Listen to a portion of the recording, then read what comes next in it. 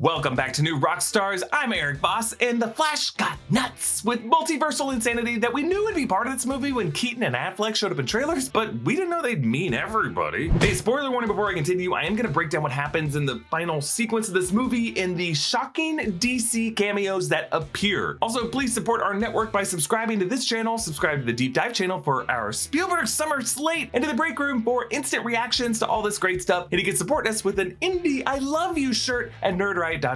Okay, when Barry starts the Flash film, he begins in the universe of the DCEU as we've known it. Ben Affleck as Batman, Jeremy Irons as Alfred Pennyworth, Gal Gadot cameos as Wonder Woman, and on a TV news screen showing a volcanic eruption in Guatemala, you can see Superman, presumably Henry Cavill Superman, saving the day, but we only see him from behind and at a distance. But then Barry accidentally runs faster than the speed of light and stumbles into what he later dubs the Chrono Bowl. So what the hell is a Chrono Bowl? The Chrono Bowl is this film's new visual representation of time travel and multiversal navigation. It's a kind of time coliseum that depicts an array of moments across Barry's timeline that he can peer into, revisit, and change. Functionally, it's similar to the Tesseract in Christopher Nolan's Interstellar, but contained within the concentric circles of an arena, as opposed to the angular corners of a bookcase. Aesthetically, it creates the effect of placing Barry on a kind of performative or academic stage, while also making his disruption to this timeline a kind of ground zero epicenter. Structurally and visually, I think it's a pretty cool concept. And I just like that this movie conceived of a new way to show the multiverse other than a glowing, snaking, sacred timeline and branches that we see in the MCU, or even the red angular webs that we just saw in Sony's animated Spider-Verse. I will say it's a little odd for these vignettes to have an artificial rubbery look. I assume it was by design so that to Barry, these were all representations of moments to revisit, a kind of clockwork, as opposed to actual corporeal clones at this moment in space and time right now. So after Barry alters history so that his mother Nora won't die, when Barry goes back into the Chrono Bowl to see his life altering, there are some cameos of Henry Cavill, Gal Gadot Wonder Woman, Ben Affleck Batman, Jason Momoa Aquaman. We seem to be seeing the Heroes Park fight from Justice League, the Snyder cut of the Justice League. No other version of this movie ever happened. And so this establishes the Chrono Bowl as a historical timeline as seen from this Barry Allen's eyes in the DCEU in particular. So later in the film, Barry and the younger Barry return to the Chrono Bowl to replay the events of the desert battle against Zod to try to change things so that Michael Keaton Batman and Supergirl won't die, but they find themselves unable to avoid the fates for those two. This video is sponsored by Electronic Arts. So much of modern nerddom has The Lord of the Rings in its DNA, and now you can have it on your phone with The Lord of the Rings Heroes of Middle-earth. The Lord of the Rings Heroes of Middle-earth is a new CRPG from Capital Games and EA, and lets you collect your favorite characters, good and evil, and explore Middle-earth. You can relive your favorite stories or experience brand new ones based on Tolkien's works. This month, Heroes of Middle-earth is introducing legendary adventures, limited time events that give players an opportunity to upgrade the characters they already have and unlock powerful new legendary characters like Elrond. Prepare yourself for his arrival by collecting 5 elven characters before his legendary adventure event starts June 26th. Elrond is an incredibly wise and resourceful immortal being with a ton of magical skills, and once he shows up, he'll be the strongest healer in Heroes of Middle-earth. Plus, he's got a multi-target cinematic attack, so he's super fun to play with. Legendary adventures may return in the future, but are only available for a short time, so make sure to be prepared with your 5 elves. But hey, if you miss Elrond's legendary adventure event, don't stress about it. There are still tons of exciting Lord of the Rings characters to collect and stories to explore. Download Lord of the Rings Heroes of Middle-earth for free using the link in the description or by scanning the QR code with your phone. This leads to a debate between the Barrys and the return of Dark Flash, who we find out is actually younger Barry in the distant future after a lifetime trying to reset the timeline to save Kara and Batman, but mostly just Kara, and yeah, probably his mom too. But this has led to a rupture in the timeline, structural damage to the Chrono Bowl, which splits open to reveal other Chrono Bowl spheres. And this is meant to look like the infinite Earths of the DC multiverse, because it truly was DC Comics, from the Flash even, that first explored the multiverse in comic book fiction long before Marvel ever thought about this, with the whole concept of Earth 2 and then so on. It usually takes the form of alternate global spheres alongside our Earth, as it does here. Now, each of these spheres contains some insane cameos dating back to the beginning of DC movie history, starting with George Reeves' Superman from the 50s TV series Adventures of Superman. Now, an uncanny bit of trivia here, George Reeves was later portrayed by Ben Affleck in the 2006 film Hollywoodland, which included one of the tensest moments in any movie I've ever seen, a real-life incident that George Reeves went through.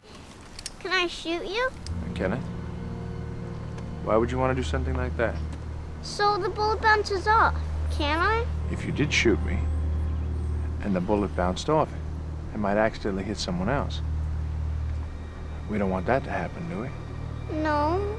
We see that George Reeves' Superman is in a chrono bowl of his own, with the stands filled with the block-headed robot from season 1, episode 17 of that series, the Runaway Robot. And then at the center of that chrono bowl is an alternate Flash running in place, Jay Garrick, played by Teddy Sears from the CW Flash series when he played Jay Garrick from Earth 3 with that Crimson Comet helmet. It is a little odd that we didn't see John Wesley Shipp, who played the Earth 2 Flash Jay Garrick in the series, after he originally played the Flash in the CBS series in the early 90s. But then we zoom over to a blue sphere where we see the late Christopher Reeve Superman recreated with CGI, and at his side, Supergirl from the 1984 film played by Helen Slater. They both look into a rift in the sky at the other spheres beyond. Then a golden sphere showing the late Adam West Batman, and I think behind him you could see his retro 60s Batmobile, and then a green colored sphere with Nicolas Cage Superman. Long hair, that same chesty V-neck suit that he wore in the 90s Tim Burton wardrobe test for Superman Lives, and he's fighting a giant spider. So what's the deal with the spider? This actually came from Kevin Smith's wild story from when he was hired to write a script for this movie, and producer John Peters, who was Barbra Streisand's former hairdresser who somehow got the rights to Superman in the early 90s. This guy was actually depicted by Bradley Cooper in the film Licorice Pizza, by the way. Producer John Peters had some demands for Kevin Smith for the way he would write Superman. He's going 3 things. Okay, I said, all right.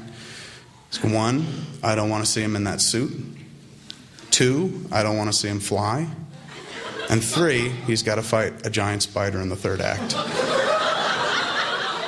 And allegedly, this is why the John Peters produced Wild Wild West ends with a random giant robot spider. And what I love the most about this is Nick Cage's Superman fighting the spider. It's actually pretty sick. Andy Muschietti and his team turned Kevin Smith's jokey story about John Peters' crazy pitch into an actual legit proof of concept that wouldn't look that unusual in a modern superhero movie. In one sequence, this Flash movie gives us a lesson in Hollywood history and all the odd twists and turns these DC legends have taken to bring us to this point. Which of course sets up perfectly for George Clooney showing up as Barry's new universe Bruce Wayne in the final moments. Bruce Wayne from the Batman movie, even George Clooney himself disavowed, gets to have a bit of redemption here. Now, was it a little unsettling to see the ghostly presence of Christopher Reeve resurrected with VFX to react to this moment, as opposed to just archival footage of him doing his thing from one of his films? Yeah, I think it kind of was, but whatever, I can get over it. I think the people who are angriest about this are the people who went into this movie looking for reasons to be mad at it, and this is just one of many things they're latching onto. Really, I think the coolest thing about the circular design of the Chrono Bowls is that from the outside, they actually kind of look like spools of film strip celluloid, all bundled up so that it looks like we're looking back into film history. And while I don't think this means an actual crossover between these realities anytime soon, it does leave the DCU with a strong visual representation of its multiverse that grounds it in the medium of cinema. And hopefully this inspires younger DC fans out there to look back at the older eras that paved the way for this one. Please subscribe to The Deep Dive and to The Break Room, and subscribe to this channel, and you can support us by grabbing some merch at nerdriot.shop. Follow me on Instagram and Twitter at Erik Voss. Follow New Rockstars, and be sure to check out all of our great content for more analysis of everything you love. Thanks for watching. Bye.